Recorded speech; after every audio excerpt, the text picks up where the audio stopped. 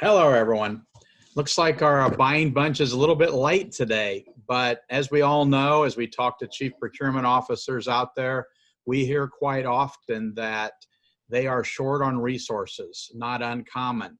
They don't have enough staff to get all the work done, ask them. And when you think about the responsibilities of a central procurement office, usually managing hundreds of contracts, they're responsible for responding to user departments and agencies on a daily basis, all while trying to adhere to administrative mandates, whether it be cost savings, enhancing the use of local suppliers, diverse suppliers. It can be quite the challenge, especially if they don't have a full team of qualified and trained resources to get it all done.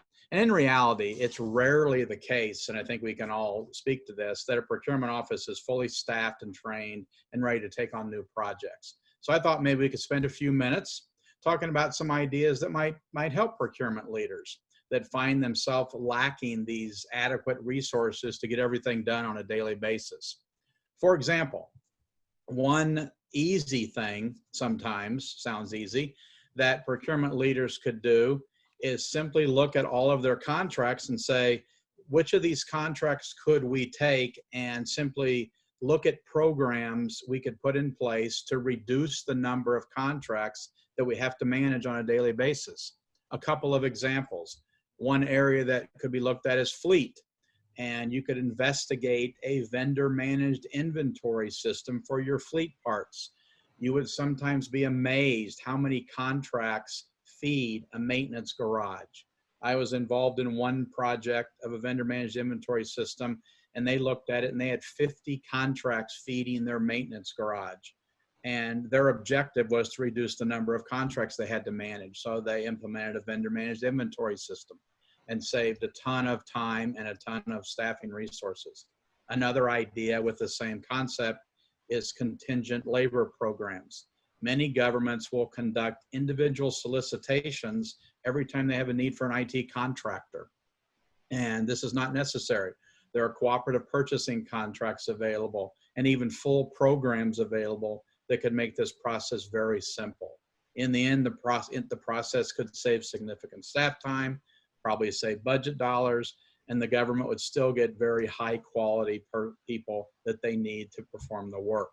So Jane, do you have any other ideas along this line? You know, Mike, I think one of the first things I would do is ask the staff. You know, they have knowledge of what's going on and all the things that they've got to do. And let's all figure out, what are we doing that we don't have to be doing right now? Is it possible to extend some contracts, you know, for 6 to 12 months? Can, you know, anything we can push off, we need to be pushing off at times like this. So looking for the low-hanging fruit, I think, is very beneficial. Using cooperative contracts certainly makes everything a lot quicker. I think too, looking at some of the contracts that really generate, you know, a lot of contracts, but really don't have to be done all the time, and that is for maintenance. You know, there's a lot of different types of equipment that a government owns that requires maintenance. But you're right, there are actually vendor managed programs out there that can do that for you. So you're not cutting and issuing 100, 200, 1,000 purchase orders, and not just that, but those invoices that come along with that. So there are opportunities there. And then looking at some of the labor intensive, often solicitation projects like in construction.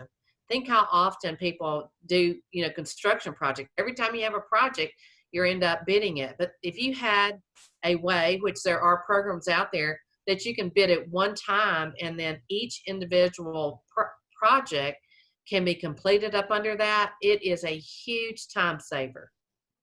Yeah.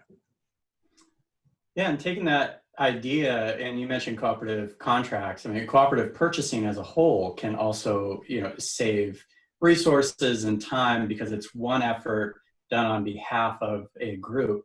And, you know, if you already have the ability to enter into cooperative purchasing agreements, then, you know, now might be the time to take a look at some categories that maybe you weren't considering before. And if you are, you know, not allowed right now to participate in cooperative purchasing, this may be a great time to explore, you know, ordinance changes, statute changes, something that allows you to make the most of the available resources that you have. Great. I think all of those ideas are interesting as solutions themselves. Obviously, there's some solution providers in each of those categories. One area I want to highlight for everyone watching is really the ability to sort of fill in the blanks. You know, in light of the current probably budgetary challenges with regard to staffing, and then add in that background trend that we've all identified as the silver tsunami as retirees are leaving the role. It's going to be harder and harder to quickly gain experience in public sector procurement. And there is the opportunity to sort of do a consulting arrangement, either for short-term replacement of permanent positions, which won't impact benefit packages or long-term exposure for the agency in terms of retirement, but also for projects. If there's ERP projects, e-procurement projects, this is a way to get expertise very quickly who can help support your operation. And Mike had mentioned earlier even, the ability to support small local disadvantaged businesses in this process. And I think that's another area of expertise that can come through a procurement consulting arrangement where someone who has done that and exclusively that, but yet can help you in your procurement operation reach those goals easier. So sometimes the outsourcing of specific roles or specific timelines within procurement may be a way to ensure that you have the staffing you need to continue on the rest of your regular operation.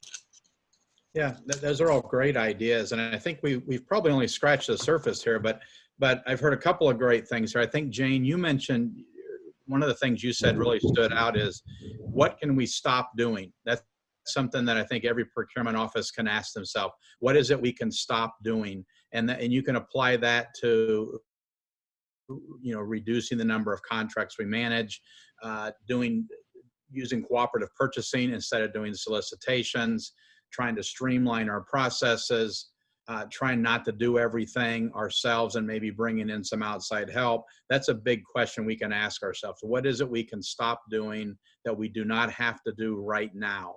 Maybe we can extend contracts. So I think that's a very key point. And I'm sure we only scratched the surface in this topic, but I think we've touched on a topic here that every government probably needs to face and look at and figure some solutions out. So thanks everybody for watching.